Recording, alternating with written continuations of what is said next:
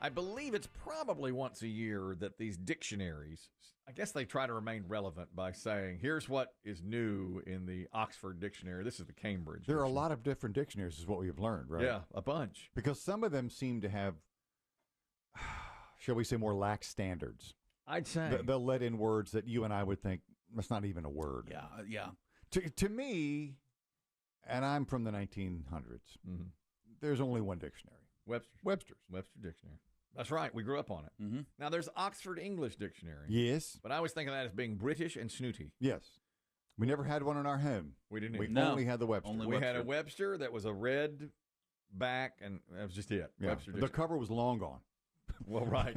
the dust jacket was long gone on ours. In fact, Mom had to tape the ends together. So as Webster's Dictionary now, do you just go to websters.com? Is that how Probably.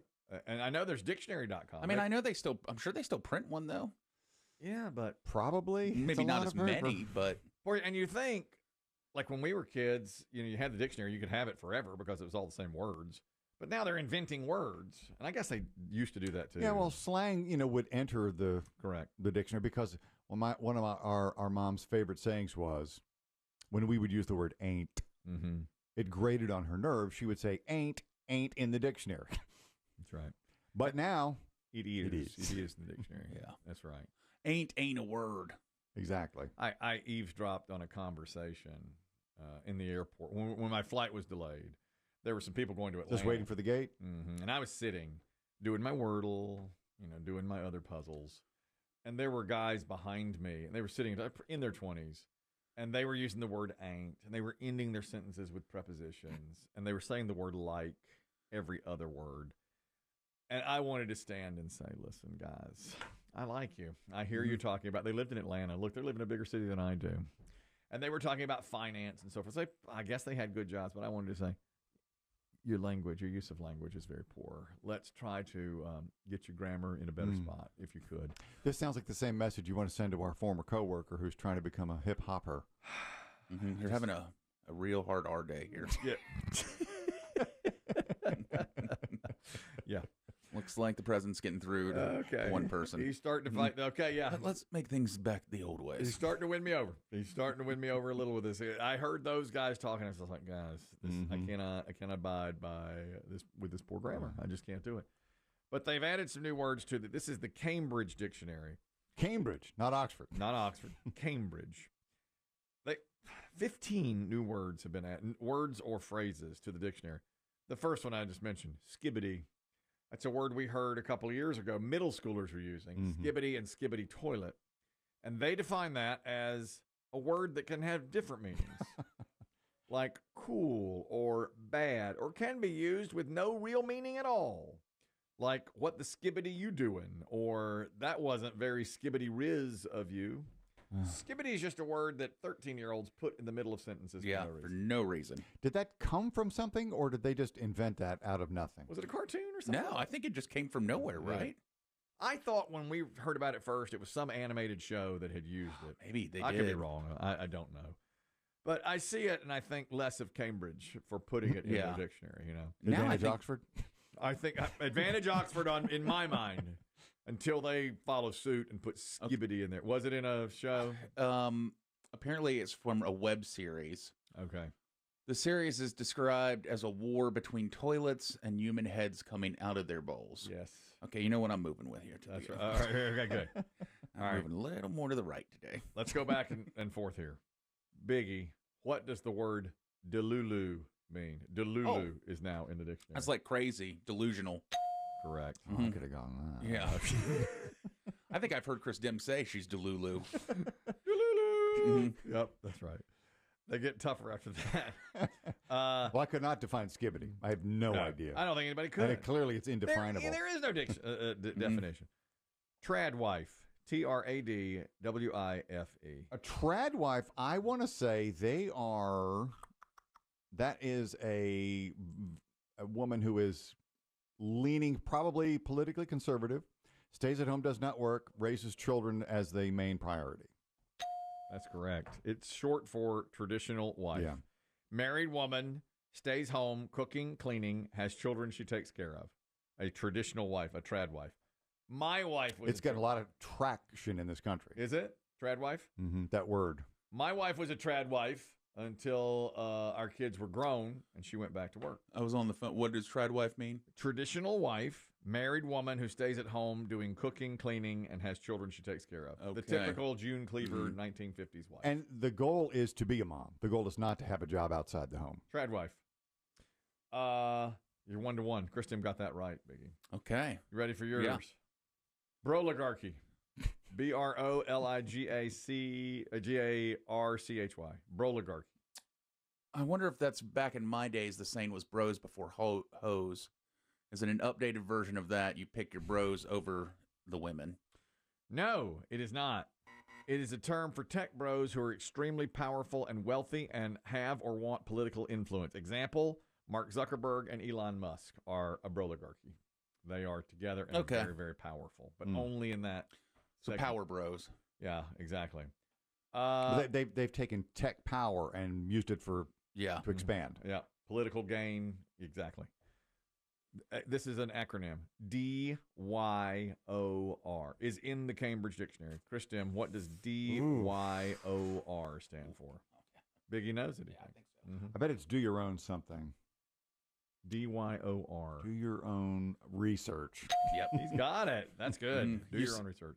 That means don't take vaccines. Drink raw milk. Yeah. Oh, is that what that means? Oh, that's what they. Yeah, it's used on the internet all the time. It means don't believe the man.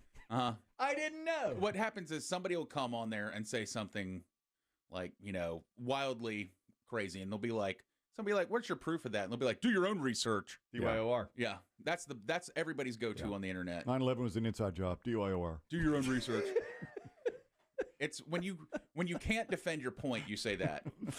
I'm not here to look it up for you, man. I'm just giving you that. You do your own research. DYOR. The internet is full of do your own research, bros. I should start saying that because I'm always don't. No. Okay, all right. But if you make an outlandish claim and can't defend it, then use it. DYOR. Yeah, can be real sparing. Okay. Yeah. Just every once in a while. But I'm always wrong about when you're stuff. backed into a corner and you cannot defend it. You got to hit him with a do your own research. But what about these people that say, "Oh, you're so stupid"? I'll say, "Well, DYOR." But then see people like Fact Checker Rusty. He has receipts. They DYOR and they show me. But then I'll just say, "Oh, whatever." But it's used as a defense mechanism when you can't defend your point. Okay. Biggie, cardboard box index. Cardboard box index is in the Cambridge Dictionary. Cardboard box index? Yes. I have no clue. I believe we mentioned it on here a few days ago, in fact. Sort of. Is this the number of things that are shipped in the country? It is a way of measuring the health of the economy according to how many cardboard boxes are being produced for shipping. Produced, okay. We did mention it because it said it was down. It is. So they're predicting economic downturn because there are fewer cardboard boxes being produced. Therefore, shipping is going down. Chris Demm, nanoship. NANOSHIP. A nanoship. Nanoship. Well, I'd never heard the term. I would guess it's built on the word relationship, so maybe it's a very brief, quick fling. Wow, nice. A very short romantic interaction with someone with no expectation it will lead to a real relationship, short for a one-night stand, just sex. Yeah. Okay. He got it. That's right. A nanoship. A very short romantic interaction. Kind of clever. Yeah. Yeah, you can use that. Biggie, career catfishing. Career catfishing. Well, catfishing is, obviously when you kind of lie on like a dating profile. Career catfishing means I would think you make a living from scamming people, scamming men. Ooh. Close. The act of accepting a job, then never showing up for work on the first day. Seen that done many times. You sold yourself. Oh, yeah. That's funny. That's been a move for years. We Yeah. just didn't know what it was. I mean, when I worked barbecue, I was constantly training people, and they wouldn't show up. They for their can first- get the job, but they wouldn't do the job. It's like, well, why'd you go through the trouble? I guess they learned enough about it. Go, I'm not doing that. I always ran into, I did hiring for my current other employment, Marco's, for a while. And I'll tell you what was always funny. You'd hire people, and then you get to the part where you'd be like, okay, now go online and fill out the paperwork. And I swear to you, we'd lose half the people at that. They'd be like, okay. And then they'd never do it. You'd call me and be like, you going to fill out the paperwork? And they'd be like, yeah. And they never did. Never did. That's right. That's what it is. Career catfishing. Chrono working. Chris Demm, chrono working or chrono working. CHRONO working. Man.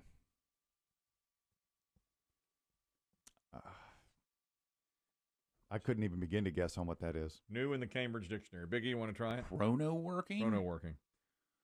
It is adapting your work schedule to when you feel most awake and energetic, working only the hours you feel most energetic, which is impossible to do in most circumstances, I would think. Mine would be never. That's right. You would not have a job.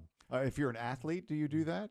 I guess so. Because chrono working. They're sort of, their bodies are probably timed to be at their peak. Maybe. First pitch. Maybe. Opening kickoff, what have you. Smartphone face. Biggie. Maybe just that dumb look we all have when we're staring at our phones. No. That'd be I my think it's guess. when your face sags because you're pointing your chin down. I was surprised by this definition. When an actor's face looks too modern for them to be believable in a drama set in the past. They're too modern for a period piece. Sure, they have Botox and things like that done. Yeah, okay. I like that. Face. Oh, I never heard that. That term doesn't work. No, I agree. That was like a stretch to me. Burnt toast theory. Burnt toast theory. Chris Demm. Oh my gosh. Burnt toast theory. Mm-hmm. You're overtired. No. You're burnt. No, it's the theory that a minor inconvenience, like burning your toast in the morning, will prevent something worse from happening to you later in the day. If I hadn't burned the toast, I would have been in a car accident. On the way to work. Yeah, I love stuff like that. The burnt toast theory. Sliding doors and whatnot. Yes, exactly. Like this morning, I was taking my daily pills. As you know, I take several. Yes. And I dropped one of them. Couldn't find it at first, but obviously didn't want to leave it on the floor with the dog. Right. So it took me like 2 minutes to find it. And then I had that thought. I thought, what if that pill just saved me from somebody running a red light and hitting me? Yeah. There's your burnt toast theory. Yeah. Did you pick it up with your grabber? Don't answer I'm not answering that. I'll help you. Don't answer I'm not that. answering that. It was actually too small. I had to bend over and get it. Here's one that has to do with a dog. Air jail. What is air jail? It has to do with a pet. This is in the Cambridge Dictionary, new to it. When you pick them up, because they're doing something wrong. The act of lifting a pet into the air to prevent bad behavior. Like when my dog starts to poop on the carpet, I have to go grab him. And then air jail. Okay. It's you see a jail. lot of air jail at dog parks. You grab him as he's urinating, and he urinates all over you, but you protect the rug. That's not still happening, is it? No, we're almost over that now. We're Good. very close. Very few. With your house, in your house, yeah, I should say. Very few accidents anymore. Shalaborating. Shalaborating. I know about this. Explaining something in much more detailed way than is necessary, making the explanation even more confusing. If someone goes way into great detail over something and says too much. It sounds gender loaded. Yeah, shalaborating. I agree. It's not mansplaining. Right. Which goes along with this. This is new in the dictionary. Manterrupting. Manterrupting. Well, I think I know. Well, give it to me. Just when you interrupt to correct someone when you're a man. That's right. When you interrupt a woman who's speaking. Because you can. Yeah. Obviously, she doesn't know what she's talking She's about. elaborating too much. Yeah. Tell the story right. It's a very elaborate story. That's right. So then we went down to the street. Remember where the post office used to be? Oh, my God. Just get to it. Get to the point. You manterrupt a woman who's shalaborating to shorten the process. Doing you a favor, sweetie. Exactly. These are all new words All right, I like that. in the Cambridge Dictionary.